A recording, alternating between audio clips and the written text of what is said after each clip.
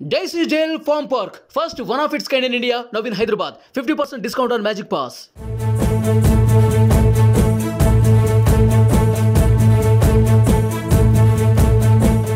జనసేన అధినేత పవన్ కళ్యాణ్ అసలైన రాజకీయం మొదలుపెట్టారా?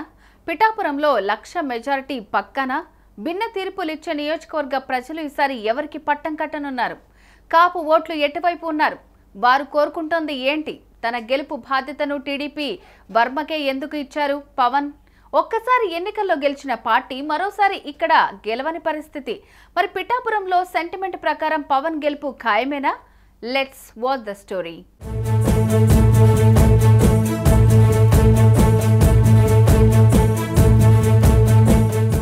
జనసేన పార్టీ పెట్టి దశాబ్దం దాటింది. ఈ 10 ఏళ్లలో ఎన్నో ఆటుపోట్లను ఎదుర్కొంది. అయితే ఈసారి ఎలాగైనా అసెంబ్లీలోకి అడుగు పెట్టడానికి ఆ పార్టీ అధినేత పవన్ కళ్యాణ్ తీవ్రంగా శ్రమిస్తున్నారు. తన మీదున్న విమర్శలకు చెక్ పెట్టాలన్న ప్రయత్నంలో ఉన్నారు. గతంలోలా కాకుండా ఈసారి ఒక్క నియోజకవర్గం నుంచే బరిలోకి దిగారు. పిఠాపురం నియోజకవర్గాన్ని పవన్ ఎంచుకోవటానికి అనేక కారణాలున్నాయి. ఆషామాషిగా దాన్ని ఎంచుకోలేదు. అన్ని రకాలుగా ఆలోచించి అనేక సార్లు సర్వేలు చేయించిన తర్వాతే ఇక్కడి నుంచి బరిలోకి దిగాలని నిర్ణయానికి వచ్చారు.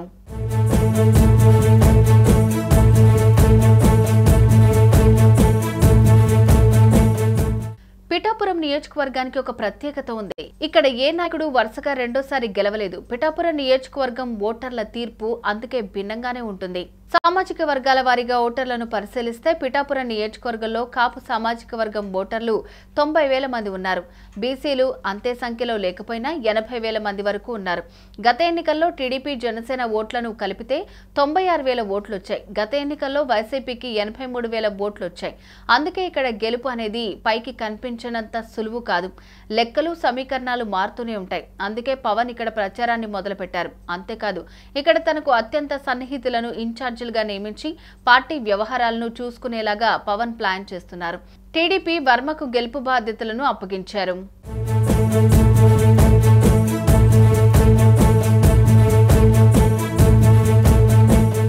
పిఠాపురం ప్రజలు ఒకసారి గెలిపించిన పార్టీని మళ్లీ గెలిపించారు. ఇదే ఇక్కడి సెంటిమెంట్. 2019 ఎన్నికల్లో వైసీపీ ఇక్కడి నుంచి గెలిచింది.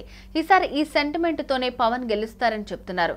పిఠాపురాన్ని ఇప్పటివరకు 14 మంది ఎమ్మెల్యేలు పాలించారు.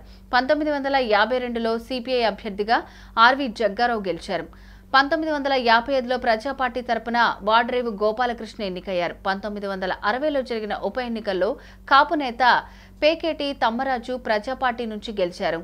1962లో రావు భవన్న కాంగ్రెస్ నుంచి పోటీ చేసి విజయం సాధించారు. 1967, 1972లో కాంగ్రెస్ అభ్యర్థిగా యాళ్ల సూర్యనారాయణమూర్తి ఎన్నికయ్యారు. 1978లో కాంగ్రెస్ నుంచి కొప్పన మోహన్ రావు గెలిచారు. 1983, 85లో టీడీపీ అభ్యర్థి వెన్న నాగేశ్వరరావు విజయం సాధించారు. 1989లో కాంగ్రెస్ అభ్యర్థి కొప్పన మోహన్ రావు గెలిచారు. 1994లో టీడీపీ నుంచి వెన్న నాగేశ్వరరావు ఎన్నికయ్యారు.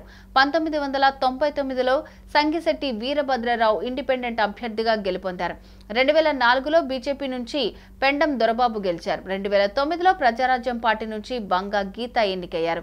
2014 ఎన్నికల్లో ఎస్వీఎస్ఎన్ వర్మ ఇండిపెండెంట్ అభ్యర్థిగా గెలిచారు. 2019 ఎన్నికల్లో పెండం దొరబాబు వైసీపీ పార్టీ తరపున విజయం సాధించారు. అంటే ఈ నియోజకవర్గంలో ఒకసారి గెలిచిన పార్టీని మరోసారి గెలిపించలేదు ఓటర్లు. 1985 నుంచి 2019 వరకు ఈ సెంటిమెంట్ కొనసాగింది. ఈ సెంటిమెంట్ ను పరిగణలోకి తీసుకుంటే గత ఎన్నికల్లో వైసీపీ ఇక్కడి నుంచి గెలిచింది అంటే ఆనవాయితీ ప్రకారం కూటమి అభ్యర్థికి అవకాశం ఎక్కువగా ఉన్నాయి.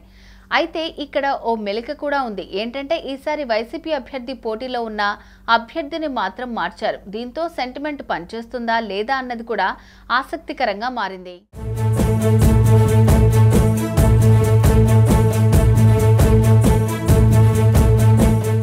వైసీపీ నుంచి వంగ గీత, కూటమి అభ్యర్థిగా జనసేన నుంచి పవన్ కళ్యాణ్ పోటీ చేస్తున్నారు. ప్రస్తుతం ఇరు పార్టీల నుంచి ఇక్కడ పోటీ చేస్తున్న అభ్యర్థులు కాపు సామాజిక వర్గానికి చెందిన వారే కావడంతో కాపుల ఓట్లు చీలిపోయే అవకాశం కనిపిస్తోంది. మొత్తంగా పిఠాపురం నియోజకవర్గంలో కులాలతో సంబంధం లేకుండా అన్ని కులాలు ఇక్కడ పాలన సాగించాయి. కాపు సామాజిక వర్గం నుంచి ఎక్కువసార్లు ఎమ్మెల్యేలు పనిచేశారు. కాపుల ఓట్లు కీలకమైనప్పటికీ మిగిలిన సామాజిక వర్గాలను సమన్వయం చేసుకుంటేనే ఇక్కడ గెలుపు తథ్యమని పిఠాపురం చరిత్ర చెబుతోంది.